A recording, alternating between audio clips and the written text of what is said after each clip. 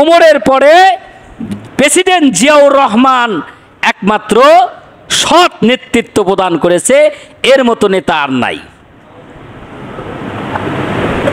এটা ফেসবুকে ভাসতেছে, আপনারা দেখবেন যে ওমরের পরেই তার জায়গা। এই কথাটা বললে কি কারো ইমান থাকবে?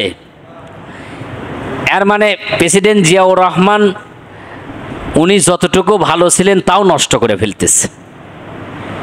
আমি প্রেসিডেন্ট জিয়াউর রহমানের জীবনী পড়লাম, জীবনী পড়ে দেখলাম ইসলাম রাষ্ট্র ধর্ম, ইসলাম ধর্ম রাষ্ট্র ধর্ম, এটাকে বাস্তবায়ন করছেন কে? প্রেসিডেন্ট জিয়াউর রহমান। এবং তৎকালীন সময়ে শেখ মুজিবুর রহমানের পরে অদ্যাবধি পর্যন্ত যতগুলো নেতা আছে তার মধ্যে আপনাকে মেনে নিতে হবে প্রেসিডেন্ট জিয়াউর রহমান একজন ভালো নেতা ছিলেন। এটা আপনি বলতে পারেন, উনি ছিলেন, ওরকম মন মানসিকতা ছিল, ইসলাম প্রিয় ছিল, তার সম্পর্ক ছিল আলেম ওলামাদের সাথে। তিনি আলেমদের ছেড়ে কোনো কথা বলেন নাই। দেখেন সৌদি আরবে যা গাছ লাগাইছেন, ওনার কাজকর্ম ছিল আলহামদুলিল্লাহ মুসলমানদের সাথে, আলেম ওলামাদের সাথে।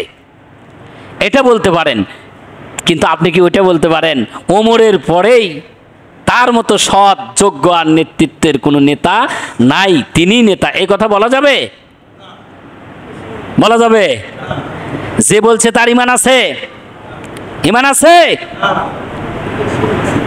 ইমাম আবু হানিফা কোথায় গেল? ইমাম শাফি রহিমাল্লাহ কোথায় গেল?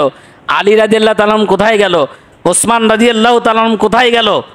যেখানে আল্লাহ রাসূল সাল্লাল্লাহু আলাইহি সাল্লাম ঘোষণা দিয়েছেন 10 জন সাহাবীর নাম, যেই 10 জন সাহাবীকে দুনিয়ার বুকে বেঁচে থাকাকালীন আল্লাহ পাক ঘোষণা দিয়েছেন যে এরা আশারায়ে মুবাশশারা, এরা হলো জান্নাতের সার্টিফিকেট দুনিয়াতেই প্রাপ্ত হয়েছেন, সেই হলো 10 জন সাহাবী। আল্লাহ রব্বুল আলামিন দুনিয়াতেই ঘোষণা দিয়ে দিয়েছেন। কয়জন সাহাবী? আশারায়ে মুবাশশারা, সুসংবাদ প্রাপ্ত 10 জন সাহাবী। তার মধ্যে আবু বকর, ওমর, ওসমান, আলী, আব্দুর রহমান ইবনে আউফ, এরকম কয়জন? 10 জন। প্রেসিডেন্ট জিয়াউর রহমান তখন হয়েছিল নাকি? হয়েছিল নাকি? তার নাম যে বলছেন সে কি পাগল না ছাগল? কথা বলেন। আর ওর মুখে দাড়ি নাই, ও নামাজ নাই, রোজা নাই, কালাম নাই, ইসলাম বোঝেও না, কোরআন পড়ে না, ওই বেকুব বেদব এই কথা বলার সাহস পায় কি করে? সার্টিফিকেট দিলে আলেম ওলামারা দিবে, ও সার্টিফিকেট দেওয়ার কোনো যোগ্যতা রাখে? বলেন। এই হলো বর্তমান পরিস্থিতি, এই হলো বর্তমান অবস্থা।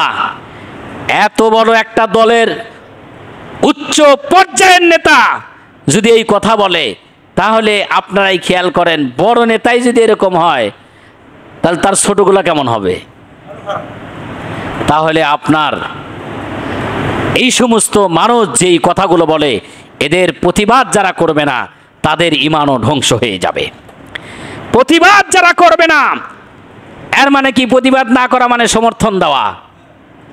হয় প্রতিবাদ করতে হবে, না হয় আপনার চুপ থাকার কোনো সুযোগ নাই।